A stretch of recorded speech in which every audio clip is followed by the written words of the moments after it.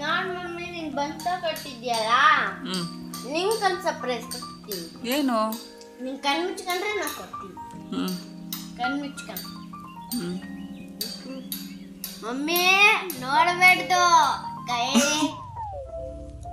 ನೋಡ್ಬೇಡ್ದು.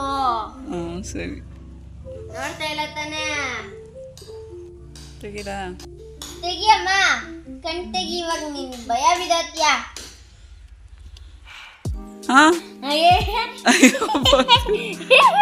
ದೇವ ದೇವ ದೇವ ದೇವ. ಅಯ್ಯೋಯ್ಯಪ್ಪ, ಆಮೇಲೆ ನೋಡು, ಏನಿದು? ನೋಡು.